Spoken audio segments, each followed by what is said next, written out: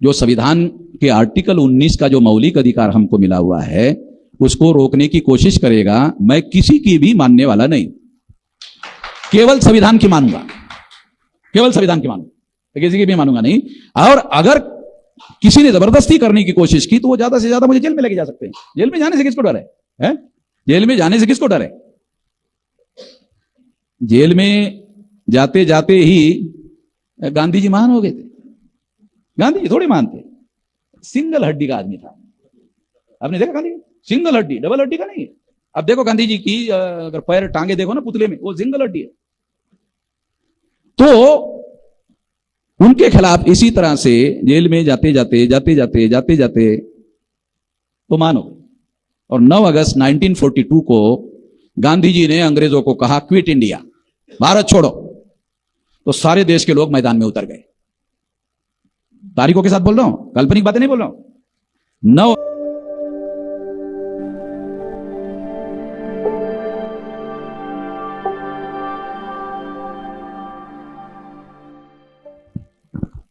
इस मौलिक अधिकार को जो लोग विरोध करते हैं वो संविधान के विरोधी लोग हैं,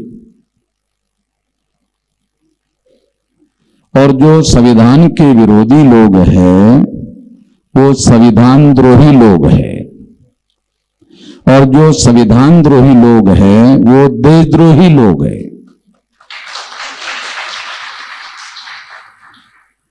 तो उन पर देशद्रोह का मुकदमा लगाना चाहिए। ये कानून के दायरे में बोल रहा हूं। कानून मुझे समझ में आता है क्योंकि मैं यहां नॉर्थ इंडिया से एक कार्यक्रम के लिए आया और रात में 3 बजे तो डेली कार्यक्रम कर रहा हूं, और जहां जहां बीजेपी और आरएसएस की सरकार है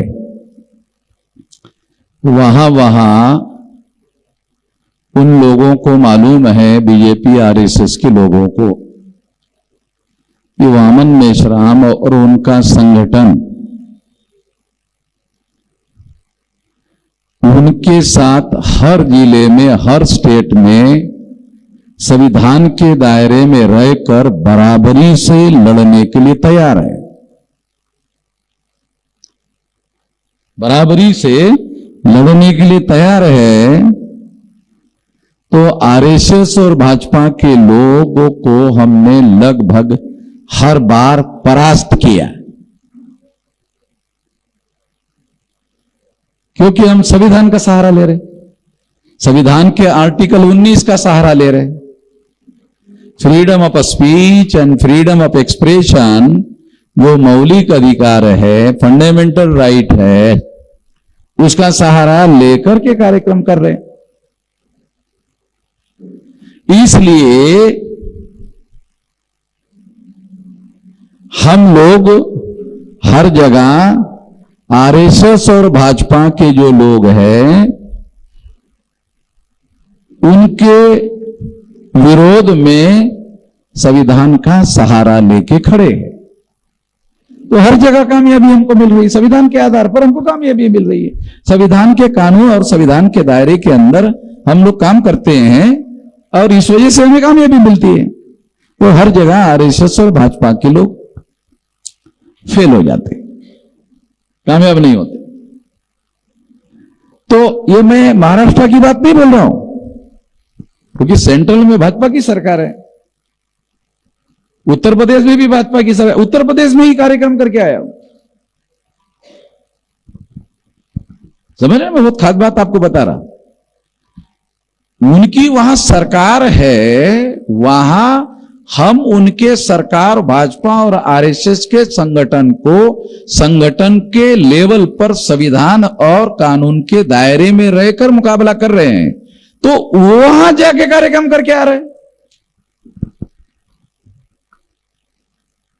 और सारे देश भर में कर रहा हूं। सेंट्रल में तो बीजेपी की सरकार है, हर जगह बीजेपी की स्टेट लेवल पर सरकार नहीं है, मगर जहां बीजेपी की सरकार है वहां भी सारे देश भर में कार्यक्रम कर रहा हूं। 567 जिलों में हमारा सेंटर है।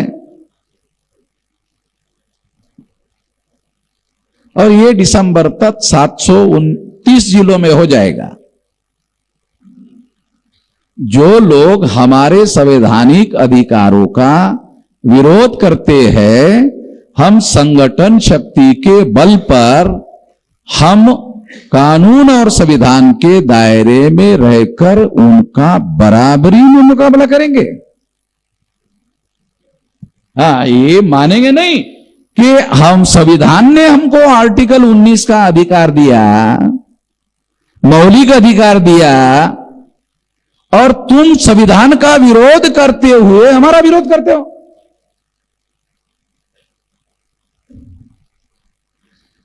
तो जब हर जगह हमने उनको फेल किया, सेंट्रल में उनकी सरकार, राज्य में उनकी सरकार, दोनों जगह फेल किया, वहां कार्यक्रम किया मैं हर जगह। और रिकॉर्ड बोल रहा हूं, ये देखो, ये रिकॉर्ड हो रहा है भाई, करो ना, रिकॉर्ड करो। पुलिस वालों को भी अनुरोध है और रिकॉर्ड कर ले। अगर आप रिकॉर्ड नहीं कर रहे हो, रिकॉर्ड का आपके पास साधन नहीं है, तो मेरे से एक कॉपी दे देना पुलिस वालों को।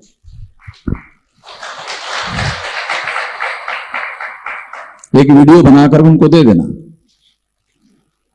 तो मैं आप लोगों को एक खास बात बता रहा हूं, एक खास बात समझाने का प्रयास कर रहा हूं कि संविधान के आर्टिकल 19 का विरोध करने वाले जो लोग हैं, वो संविधान द्रोही लोग हैं। और जो संविधान द्रोही लोग हैं, उनको देश में देशद्रोही कहा जा सकता है। और देशद्रोह का मुकदमा उनके खिलाफ होना चाहिए। जो संविधान के कानून और संविधान के दायरे में रहकर कार्य करते हैं, उनको अवरोध खड़ा करने का काम पुलिस वालों को नहीं करना चाहिए। और पुलिस वाले जब कानून और संविधान के दायरे में होने वाले कार्यक्रम का विरोध करते हैं, तो पुलिस वालों पर आरोप आएगा कि पुलिस वाले आरएसएस और भाजपा के कार्यकर्ता है क्या। समझ रहे हैं? बहुत आसान तरीके से बताता हूं मैं। और ये बात जो मैं अभी कह रहा हूं, यहां के पुलिस वालों के खिलाफ में केवल 72 घंटे में हाईकोर्ट में केस जाएगा। अभी मैं हाईकोर्ट के लॉयर से बात करने के बाद इधर आया, हाईकोर्ट के लॉयर से बात करके आया कि ये पुलिस वालों ने लेटर भेजा हुआ है, इसका स्टडी करके इसका ड्राफ्ट शाम तक तैयार करो और हाईकोर्ट में 72 घंटे में पुलिस वालों के खिलाफ में केस दायर करो। क्योंकि हम जब पुलिस वालों को बोलते हैं कि अरे क्या क्या है, कारण क्या है, बताओ, वो बता नहीं रहे। हाईकोर्ट से नोटिस जाएगा तो फिर हाईकोर्ट में तो बताना पड़ेगा ना। हाईकोर्ट से जब नोटिस जाएगा तो फिर हाईकोर्ट को तो बताना पड़ेगा।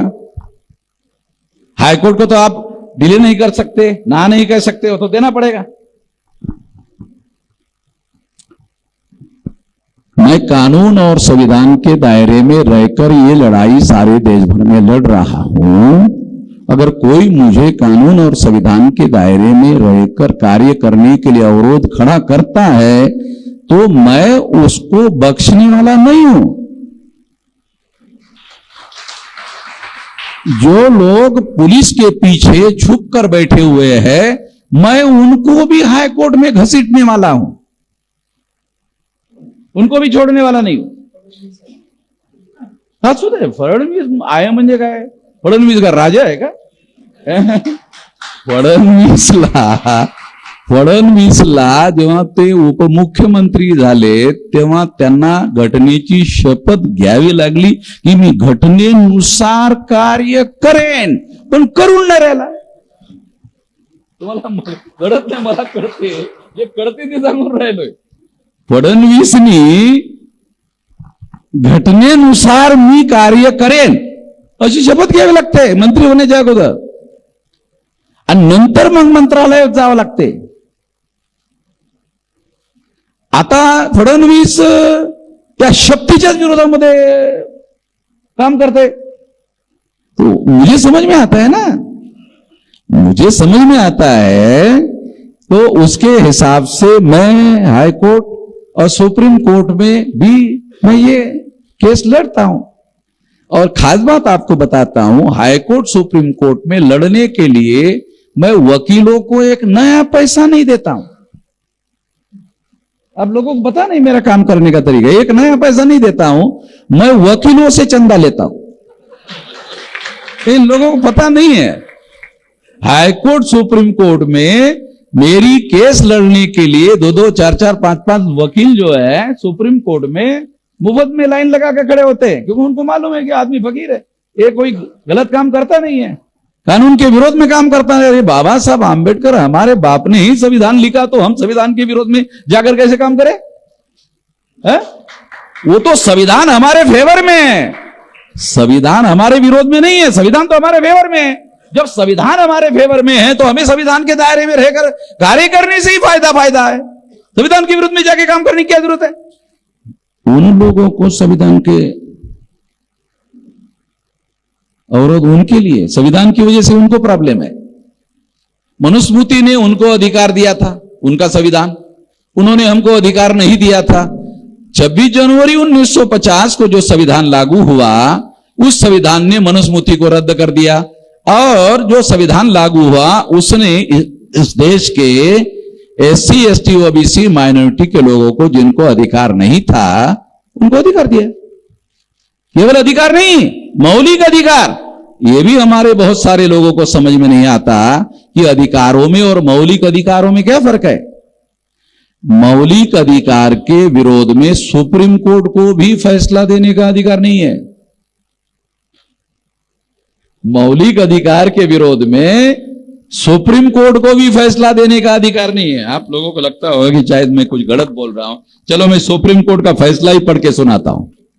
ये आज का अखबार है नव भारत, कल का परसों का नहीं, आज का सुप्रीम कोर्ट का फैसला आपको पढ़ के सुनाता हूं। पुलिस वाले भी सुन ले, मैं जेरॉक्स कॉपी आप लोगों को, पुलिस वालों को देता हूं। सुप्रीम कोर्ट के चीफ जस्टिस ने क्या कहा? मुकदमे के दर्द के बिना राय रखने का अधिकार। टाइटल ही क्लियर है, फ्रीडम ऑफ स्पीच, जिसके बारे में बोल रहा हूं, आर्टिकल 19 के बारे में है। लोगों को समझ में नहीं आता, और हमारे लोगों ने ये खबर पढ़ी भी नहीं। अरे ये तो अमन मेश्राम वाली खबर है साली, ये तो हमारी समझ के बस की बात नहीं है, ये मैं आपको पढ़ के सुनाता हूं। फ्रीडम ऑफ स्पीच पर सूको यानी सुप्रीम कोर्ट की अहम टिप्पणी। सुप्रीम कोर्ट ने अभिव्यक्ति की स्वतंत्रता या कहे फ्री स्पीच पर अहम टिप्पणी की है। अदालत का कहना है कि भले ही तथ्यों के आधार पर कोई रिपोर्ट गलत ही क्यों न हो, फिर भी उसे लिखने वाले के खिलाफ आईपीसी की धारा 153A के तहत दंडात्मक कार्रवाई नहीं हो सकती। पुलिस वाले सुन ले, ये आज की खबर है, और ये पुलिस वालों को, कमिश्नर को भेजो। ये दूसरी बात आगे,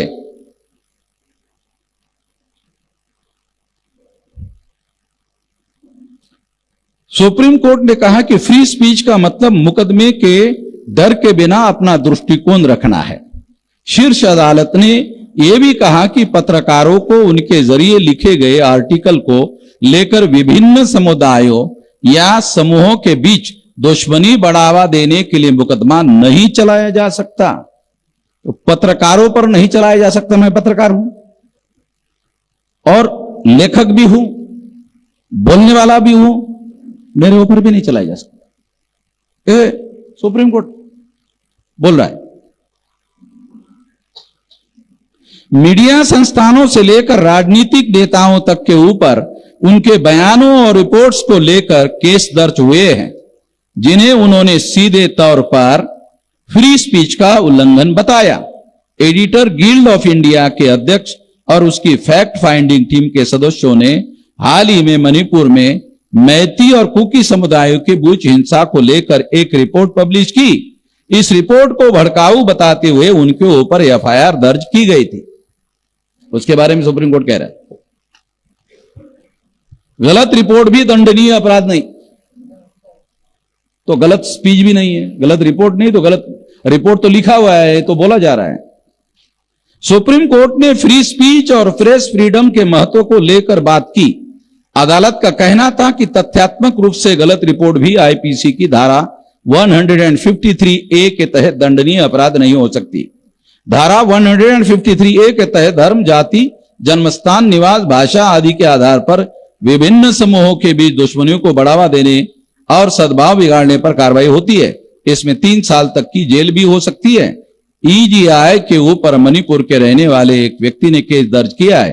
चीफ जस्टिस डीवाई चंद्रचूड़ की अध्यक्षता वाली पीठ ने कहा वे अपना दृष्टिकोण रखने के हकदार है। मैं भी दृष्टिकोण रख रहा हूं। और चंद्रचूड़ पुण्यातलेच आहेत, पुण्यातलेच आहेत, इकडचेच आहेत. खेड म्हणजे कुठं इकडचेच आहेत ना. आणि ते चीफ जस्टिस आहेत आणि त्यांचे वडील पण होते. माहित आहे मला. मी त्या ह्या लोकांवर दररोज निगा ठेवतो. ज्यांच्याकडे सत्ता आहे, ज्यांच्याकडे ताकद आहे, त्यांच्यावर मी सर्वात बारीक नजर ठेवतो की ते करतात काय. हे सुप्रीम कोर्टाचा निर्णय सांगून राहिलो तुम्हाला. आणि तेही 153 ची भीती पोलीसवाले कायम दाखवत राहतात. त्याच्या बाबतीमध्ये आहे, लक्षात पडेल, त्याची भीती दाखवत राहतात 153.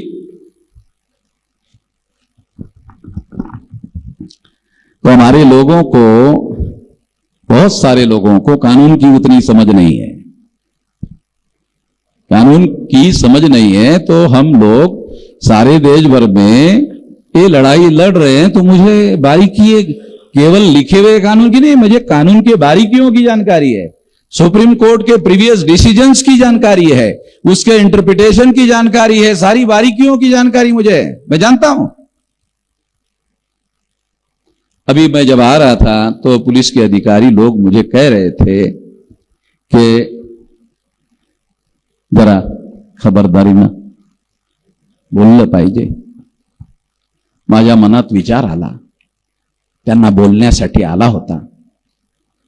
साहेब तुम्ही भाषण लिहून द्या, मी वाचून दाखवतो, असा विचार आला होता. म्हणजे पोलीस विभाग आहे तुम्हीच चालवा, आमचं संघटन आहे तुम्हीच चालवा. मला समजत नाही की पोलीस अधिकाऱ्यांना कायदा कळत नाही, माझ्यासारखा गैर अधिकारी असणाऱ्या माणसाला कायदा कळते असं म्हणणं बरोबर आहे का? नाही आहे ना. पोलीस लोकांना कळते, पण पोलीसची अडचण काय? आम्ही त्यांना विचारतो काय अडचण आहे, तुम्ही आम्हाला सांगत पण नाही काय अडचण. तुम्हाला माहित नाही आम्हाला वरतून किती दबाव आहे. अरे पण वरतून तुम्हाला माहित नाही आम्हाला वरतून किती दबाव आहे. मग तो दबाव कायदेशीर असेल तर आम्हाला लिहून द्या ना. तो कायदेशीर नाहीये, लक्षात. म्हणजे वरतून दबाव आहे तो कायदेशीर नाहीये. कायदेशीर असता तर आम्हाला कायदेशीर लिहून दिलं असतं. कायदेशीर काहीच लिहून देत नाही.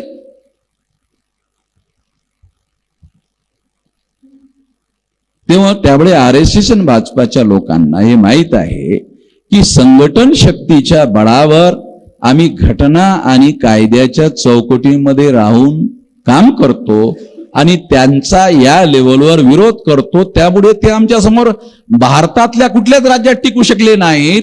म्हणून ते लोक पोलीसचा सहारा घेतात आणि पोलिसांना इल्लीगल काम करण्यासाठी कामाला लावतात, इल्लीगल काम करायला लावतात. मग पोलीसचे लोक काय करतात? वामन मेश्रामला नोटीस दिली तर तो काय ऐकत नाही. लक्षात. तुम्हाला खास गोष्ट सांग, बारीक विश्लेषण करून सांगतो तुम्हाला, सर्व गोष्टी लक्षात आल्या. वामन मेश्रामला जर आपण नोटीस दिली तो तर काय ऐकत नाही. मग हॉलच्या मालकाला, तो वामन मेश्राम इतका मजबूत थोडी असते, त्याला धंदा करायचा आहे, त्या हॉलवाल्याला धंदा करायचा असतो.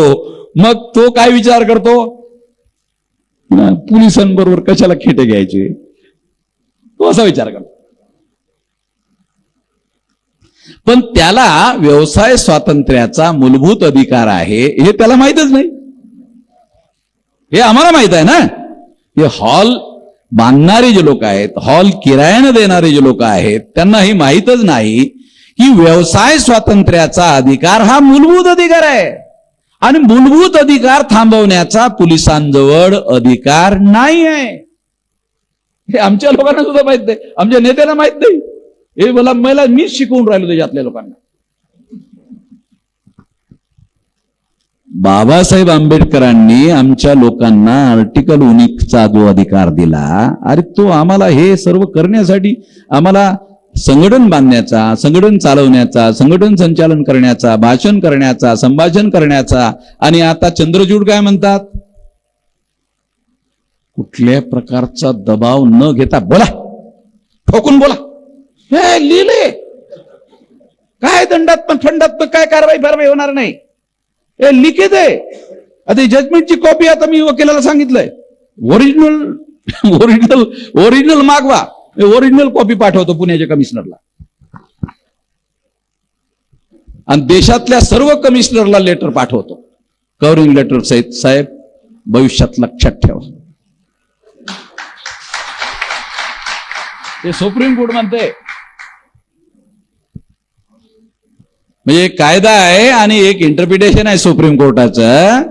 तेव्हा हे कळलं पाहिजे, आम्ही कुठल्याही मौलिक अधिकाराच्या विरोधामध्ये कोणाचंही ऐकणार नाही. हरियाणामध्ये बीजेपीचं सरकार आहे, तिथल्या सरकारने मला जिल्ह्याचा कार्यक्रम करू दिला नाही. मग मी विचार केला, चायला हे जे हरियाणाचा जो मुख्यमंत्री आहे तो RSSचा कार्यकर्ता होता, त्याला RSSने मुख्यमंत्री बनवलं, म्हणजे खरं कारण RSS आहे. मग मी त्या हरियाणाच्या मुख्यमंत्र्याला सोडून दिलं आणि म्हटलं चायला या भागवतला नागपूरला पकडतो. पोलिसांना सांगून राहिलो, लक्षात घ्या, ह्याच्या बापाला पकडतो. हे पोरं नातव जे आहेत यायला काय पकडायचं. बापाला पकडलं की पोरं नातव जमानत घ्यायला हजर होतात, त्याला न बोलतच येतात. नागपूरला 4.5 लाख लोकांचा मोर्चा काढला.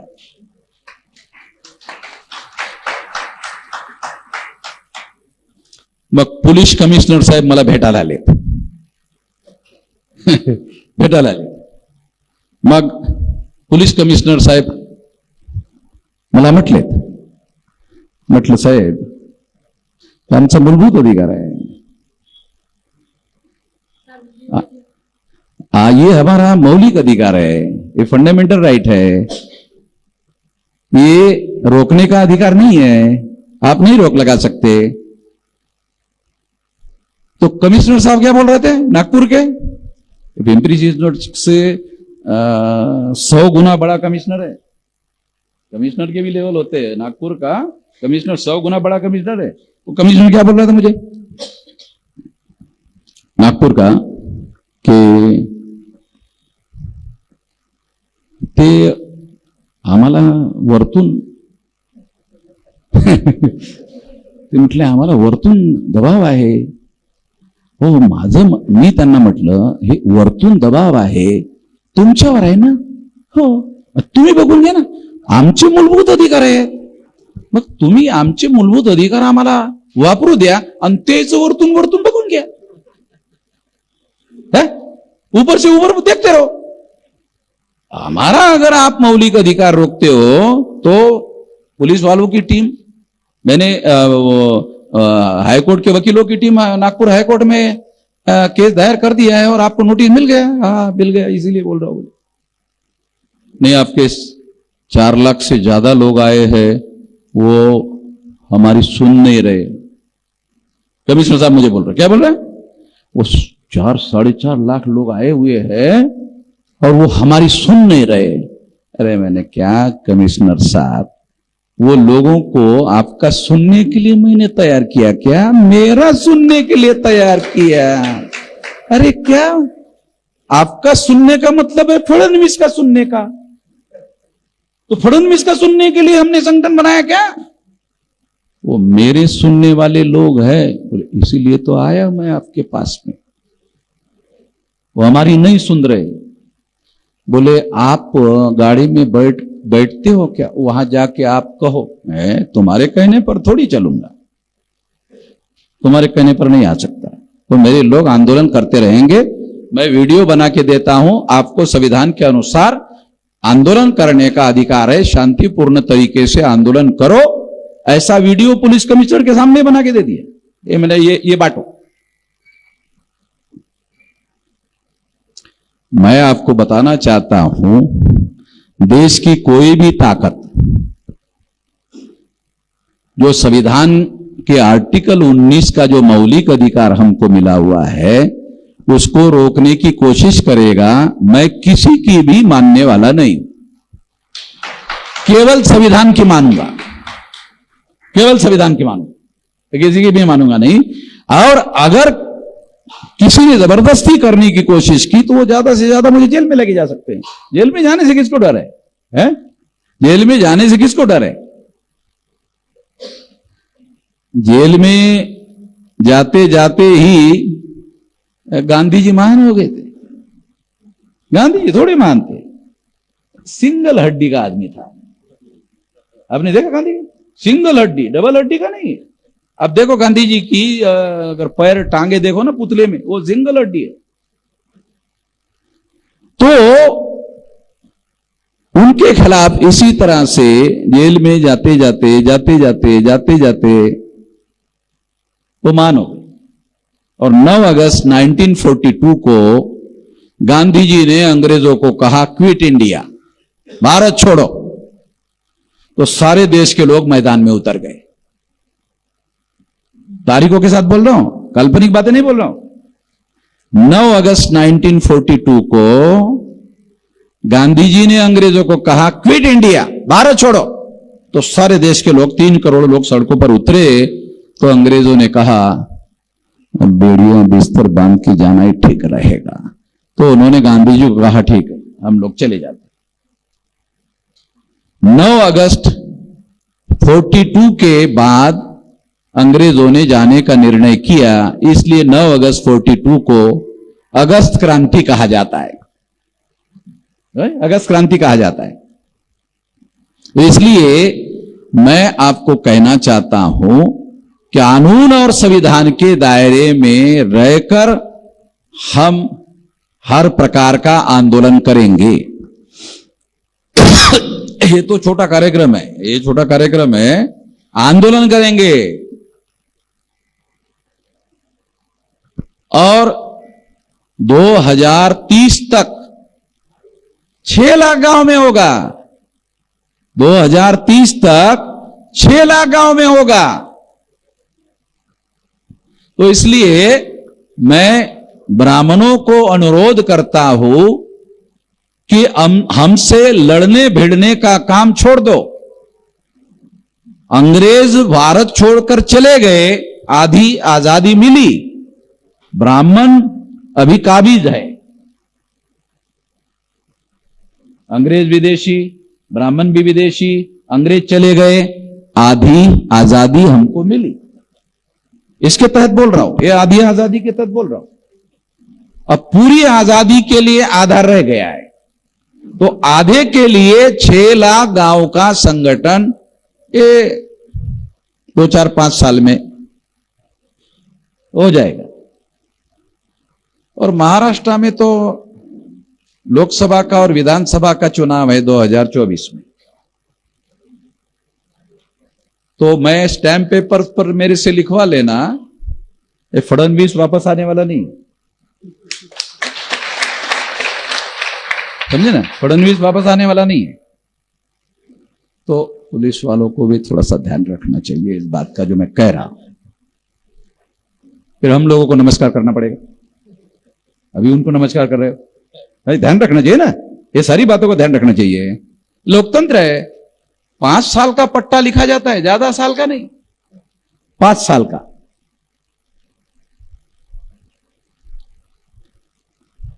आणि आणखी ते महाविकास आघाडीमध्ये आम्ही सहभागी झालो नाहीत, आणखी झालो की संपलंच। हा लक्षात ठेवा, आम्ही मी जाहीर सांगून आलो महाविकास मध्ये आम्ही गेलेलो नाही बरं. गेलो की उलटच झालं समजा, उशीरच लागणार नाही. म्हणजे निवडणुका येण्याच्या अगोदर सुद्धा उलट होऊ शकते.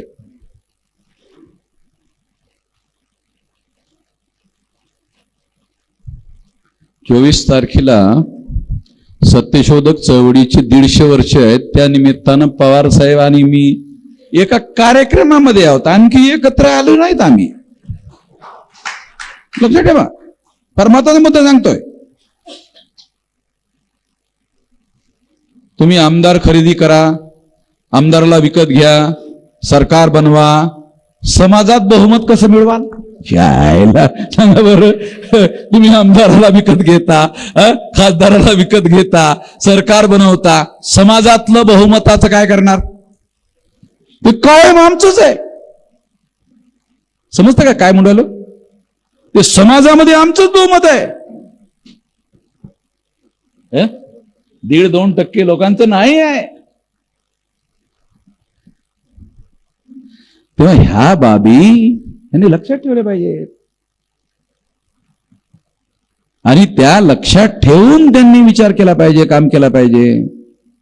ना कारण पोलिसांच्या पाठीमागे लपणं बरोबर नाही. समोरासमोर या, समोरासमोर या.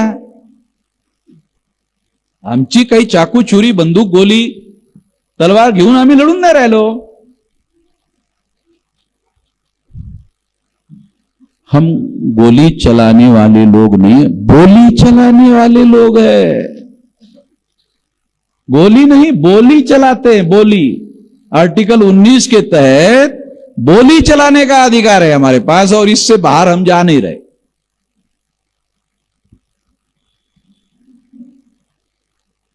जो लोग संविधान के हमारे अधिकारों का उल्लंघन कर रहे हैं, बाबा साहब आंबेडकर ने लिख कर रखा, रिकॉर्ड में है मेरे पास, कि जो लोग संविधान के विरोध में जाते हैं उनके विरोध में हिंसा का भी सहारा लिया तो गलत नहीं है. आपको बाबा साहब आंबेडकर का स्टेटमेंट बता रहा हूं, तो स्टेटमेंट को ठीक से पढ़ लो, समझ लो. क्या है? जो लोग संविधान के विरोध में जाकर काम करते हैं उनके विरोध में हिंसा का सहारा लेना भी गलत नहीं है.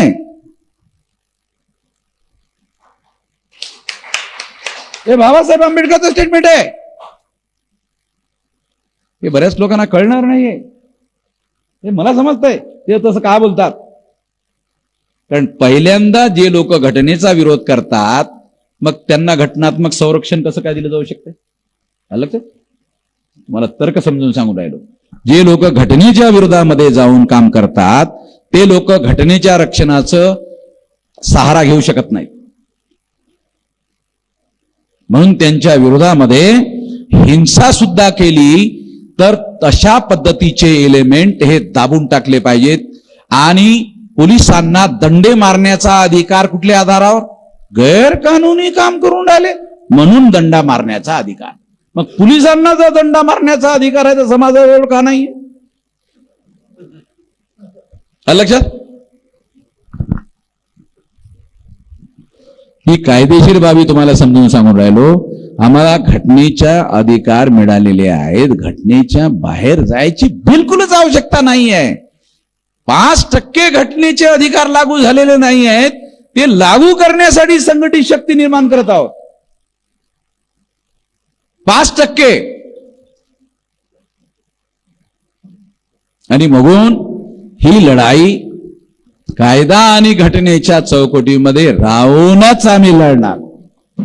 मी अशा प्रकारचं सर्क्युलर काढलेलं आहे माझ्या संघटनेमध्ये की जो कार्यकर्ता कायदा आणि घटनेच्या विरोधामध्ये जाऊन काम करेल त्याला मी संघटनेतून काढून टाकेन. त्याला मी संघटनेतून काढून टाकेन.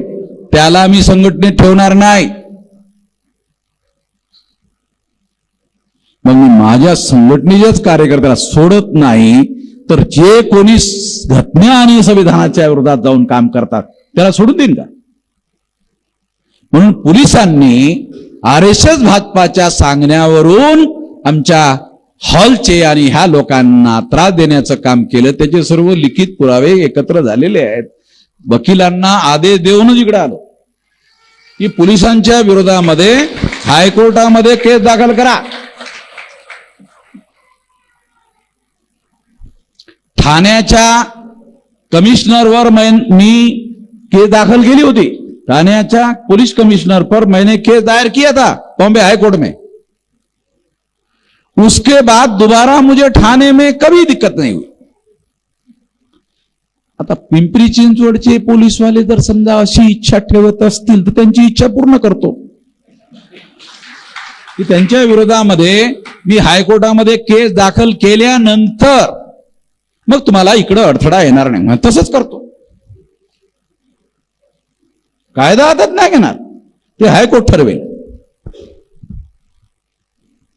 तेव्हा आम्ही कायदा हातात घेणार नाही, कोणाला कायदा हातात घेऊ देणार नाही.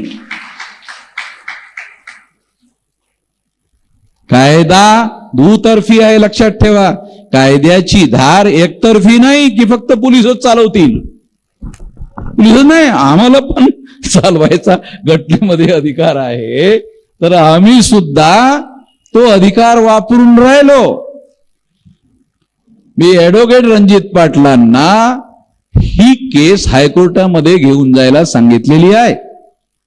माझी गॅरंटी आहे 200% पोलिसांना हायकोर्टामध्ये उत्तर देता येणार नाही. कारण ठाण्याच्या हायकोर्ट यांनी दिलं नाही, अनेक ठिकाणच्या लोकांनी दिलं नाही. त्यामुळे कारण त्यांना देता येत नाही, त्यांच्याजवळ असे अधिकार नाहीत. तिथे इन्स्पेक्टर मुस्लिम लोकांकडे गेले आणि मुस्लिम लोकांना ते पोलीस इन्स्पेक्टर जाऊन बोललेत, वामन मेश्रामला कशाला बोलावलं. इन्स्पेक्टर त्या मुस्लिम लोकांना म्हणले, साहेब, मग ते काय म्हटले मुस्लिम, साहेब तुम्ही वामन मेश्रामला थांबवून द्या. तेच तर आम्ही करू शकत नाही. ते काय म्हटले ते सांगून येईल तुम्हाला. मग ते लोक मुस्लिम काय म्हटले त्यांना, साहेब तुम्ही त्यांना अडवा, ते करू शकत नाही म्हणून तो तुझ्याकडे आलो. हे वामन मेश्राम काही सोंट्या संट माणूस नाही ना, बुरटा माणूस नाही ना. तो नॅशनल प्रेसिडेंट आहे आणि सुप्रीम कोर्टापर्यंत केस लढून जिंकलेले आहेत निवडणूक आयोगाच्या विरोधामध्ये. अलग लक्षात. तर मी कुठलंच बेकायदेशीर काम करत नाही, कोणाला करू देत नाही. पुरावे गोळा करतो आणि पुरावा गोळा करून मग कोर्टात दाखल करतो, त्यांना उत्तर देता येत नाही.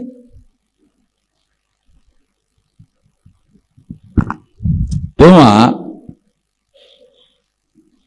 पोलिसांना मी आता विनंती करतो की भविष्यामध्ये आमच्या घटना आणि कायद्याच्या चौकटीमध्ये केल्या जाणाऱ्या कार्याला अडथळा करू नका. एन अपील, कांशीरामजींनी ऑपरेस इंडियन नावाच्या मॅगझिन मध्ये टायटल लिहिलं होतं, एन अपील एंड वॉर्निंग. 2 शब्द लिखा, an appeal and warning. Appeal है, नहीं मानते हो, वार्निंग. लक्षात मॅडम, अपील करतोय म्हणजे तुम्हाला आम्ही आवाहन करतोय, विनंती करतोय. पण जर तुम्ही आमची विनंती मान्य केली नाही, वॉर्निंग देतो. असं टायटलच आहे.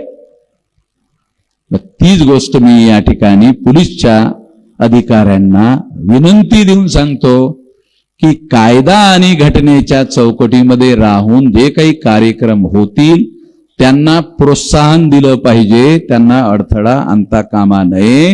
अडथळा आणला तर आम्ही हायकोर्ट, सुप्रीम कोर्ट यामध्ये जाऊन आमचे संवैधानिक अधिकार थांबवू. आमच्याकडे 2 शक्ती आहेत, एक हायकोर्ट सुप्रीम कोर्टामध्ये जाऊन ह्या चुकीच्या गोष्टी थांबवणे, आणि दुसरं, मी जर समजा महाराष्ट्रातील लोकांना पिंपरी चिंचवडच्या इकडच्या भागाच्या पोलीस चौकीच्या लोकांनी जे बेकायदेशीर कार्य केलं त्याच्या विरोधामध्ये लाख लोक महाराष्ट्रातले जर समजा या ठिकाणी लाख लोक येतील, विनाकारण झंझटीत पडू नका तुम्ही, अजय या झंझटीत पडू नका. जर मी महाराष्ट्रातल्या लोकांना म्हटलं की लाख लोक या, लाख लोक येतील,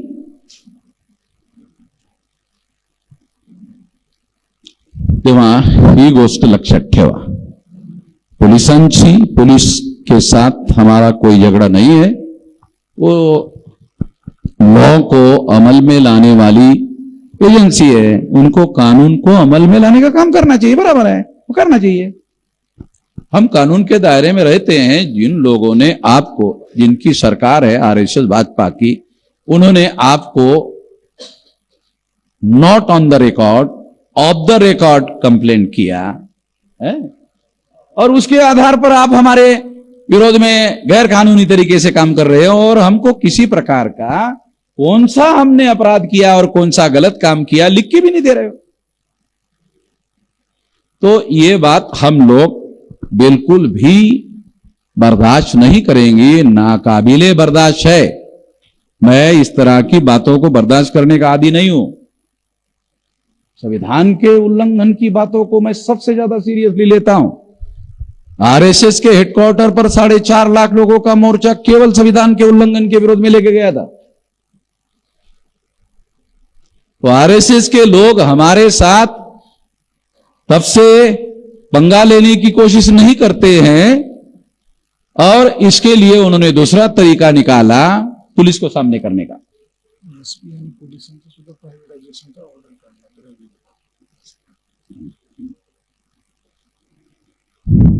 तो वहां मैं आपको यहां बैठे हुए जो धनगर समाज का जो ये कॉन्फ्रेंस है, ये जो परिषद है, जागृति परिषद है, तो 1 हफ्ते से पुलिस वाले लोग हमारे लोगों को प्रचार करने से रोक रहे, लोगों को जागृत करने से रोक रहे, लोगों को इस परिषद में लाने से रोक रहे, और पुलिस में बुला रहे, चौकी में बुला रहे, ताकि हमारे कार्यकर्ता को प्रचार प्रसार करने से रोका जाए, ताकि तैयारी अधिवेशन की ना हो, लोग कम संख्या में आए.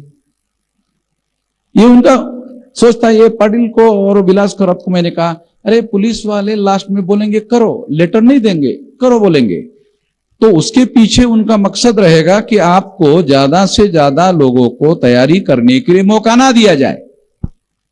बोला था, मैं सब जानता हूं. मैं पहले ऐसा आंख लगा के देखता हूं तो मुझे दिखाई देता है. ये पहले पाटिल को भी बोला था, ये उनका मकसद है. तो ज्यादा से ज्यादा लोगों को तैयार करो. तो पाटिल साहब ने कहा कि लोग कम आए हैं, बसायला जागा नाही लोकायला, कमी लोक आलेत म्हणतात पाटील साहेब. एक तर माझं काहीतरी चुकते किंवा पाटील साहेबाचं काहीतरी चुकत असावं असं मला वाटते. लोकांना जर बसायला जागा नाही तर याचा अर्थ लोक जास्त झालेत असा त्याचा अर्थ आहे. जे खरं आहे ते सांगितलं पाहिजे, जे सत्य है ते सांगितलं पाहिजे. जो सच है वो बताना चाहिए. इसलिए मैं आपको बताना चाहता हूं कि हम लोग इस तरह की रुकावटों को मानने वाले नहीं है. ये धनगर जाति के लोगों को जागृत करने का कार्यक्रम है. तो भाजपा आरएसएस के लोगों को क्या लगता है, अरे धनगर जाति के लोगों अगर आरएसएस भाजपा से कट जाएंगे तो फिर तो हम मुंह के बल गिर जाएंगे. तो धनगर लोगों के सपोर्ट की वजह से तो हम महाराष्ट्र में सत्ता में आए. धनगर अगर सपोर्ट निकाल देंगे, ये वामन मेश्राम अगर उनको जागृत करेंगे तो फिर भी आज आरएसएस और भाजपा की सरकार कैसे आएगी. ये तो धनगर लोगों के सपोर्ट की वजह से हमारी सरकार आई हुई है. हे लक्षात घ्या. फार महत्वाचा मुद्दा सांगतोय. हे राजकीय जागृतीच्या संदर्भातला मुद्दा है. इसलिए उनको क्या लगता है कि धनगर लोगों में जागृति का विचार नहीं जाना चाहिए. अरे ये हमारे पुरखों का विचार है. वहां से अशोका से लेकर चंद्रगुप्त से लेकर, बराबर है ना. आप चंद्रगुप्त को लेकर चल रहे हो. अरे चंद्रगुप्त कोई छोटा मोटा मामला है क्या? और चंद्रगुप्त का मामला केवल धनगरों का मामला नहीं है, देश के मूल निवासी लोगों का मामला है. इस देश में हमारा साम्राज्य था, चंद्रगुप्त का साम्राज्य था, चंद्रगुप्त के बाद में मौर्य साम्राज्य था, अशोका का साम्राज्य था, और आखिरी सम्राट पुष्यमित्र शुंग जो है उसने बृहदत्त मौर्य सम्राट बृहदत्त मौर्य की पुष्यमित्र शुंग नाम के ब्राह्मण ने हत्या की है। ऐतिहासिक हिस्टोरिकल है। ईसा पूर्व 185 को सम्राट चंद्रगुप्त मौर्य के जो खानदान का सबसे बड़ा उत्तराधिकारी है सम्राट, उसको बृहदत्त मौर्य को पुष्यमित्र शुंग नाम के ब्राह्मण ने उसकी हत्या की। इतिहास है। इतिहास से हमको सबक लेना चाहिए। हमारे पुरखों ने सबक नहीं लिया तो फिर हमारे एक पुरखे की हत्या हुई। क्या नाम? विठोजी होडकर। म्हणजे तिथून ती जी हत्या आहे त्याच्यातून जर धडा घेतला असता आपण तर ही हत्या थांबवता आली असती, पण ही सुद्धा हत्या झाली, आपण धडा घेतला नाही। तो धडा घेण्यासाठी तर ही परिषद आयोजित आहे। आपण धडा घेतला पाहिजे आणि धडा घेऊन आपल्याला आपल्या स्वातंत्र्याची आपल्या मुक्तीची चळवळ या देशामध्ये चालवली पाहिजे। कायदा आणि घटना या चौकटीमध्ये आपल्याला अधिकार आहेत, सर्व प्रकारचे अधिकार आहेत। हे अधिकार आपण समजून आपल्या लोकांना जागृत केलं पाहिजे, संगठित करना चाहिए। और संगठित करके अगर हम ऐसा करते हैं तो निश्चित रूप से हम लोग आजाद हो सकते हैं। मेरा ऐसा मानना है 2030 तक, अभी 7 साल का समय है, 2030 तक 6 लाख गांव का संगठन खड़ा हो जाएगा। आप बोलेंगे कैसा हो जाएगा? मेरे पास कोई काम धंधा है क्या इसके सिवा? ये संगठन संगठित शक्ति निर्माण करने का तो मेरे पास काम धंधा है। मेरे पास काम धंधा ही नहीं है, एक ही काम धंधा है। तो 6 लाख गांव का संगठन खड़ा हो जाएगा। आरएसएस भाजपा के लोगों को मालूम है, इसलिए वो सामने नहीं आ रहे, पुलिस को सामने कर रहे। पुलिस में लोग पुलिस आपले अधिकारी ते म्हटले साहेब मी तुमचाच आहे। म्हणलं मी पण तुमचाच आहे।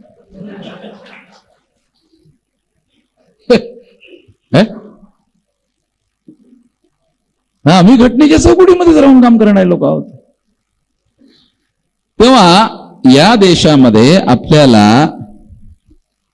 आपल्या पूर्वजांच्या हत्येपासून तडा घेतला पाहिजे आणि संघटित शक्ती निर्माण केली पाहिजे। या संघटित शक्तीचा उपयोग आणि प्रयोग करून आपल्याला आपलं स्वातंत्र्य मिळवलं पाहिजे, गुलामी संपवली पाहिजे आणि आपल्याला कुणाची हत्या करायचं काम करायला नको। आपल्याला कुणाच्या विरोधामध्ये, कायद्याच्या विरोधात जाऊन, घटनेच्या विरोधामध्ये जाऊन नाही, तर आपण आपलं राज्य प्रस्थापित करून समता, स्वतंत्रता, बंधुता और न्याय पर आधारित समाज और राष्ट्र का निर्माण करने का लक्ष्य बाबा साहब आम्बेडकर ने preamble of the constitution, objective of the constitution में लिखा हुआ है। ये निर्माण करने के लिए हम लोग संगठित शक्ति का निर्माण कर रहे हैं, ताकि समता, स्वतंत्रता, बंधुता और न्याय पर आधारित समाज और राष्ट्र का निर्माण हो सके। इसके लिए हम संगठित शक्ति का निर्माण कर रहे हैं, इसके लिए लड़ाई लड़ रहे हैं। तो ये लड़ाई में कोई भी हमारा अवरोध खड़ा करेगा, हम किसी की नहीं सुनेंगे। संविधान ही हमारा, लॉ ऑफ द लैंड ही हमारे समर्थन में है, उसके समर्थन से बात आगे बढ़ाएंगे। मैं इस मौके पर केवल इतना ही कहना चाहता हूं कि हमें संगठित शक्ति शांतिपूर्ण तरीके से निर्माण करना चाहिए और शांतिपूर्ण तरीके से परिवर्तन के लिए शक्ति का उपयोग और प्रयोग करना चाहिए। इतना ही इस मौके पर कहता हूं।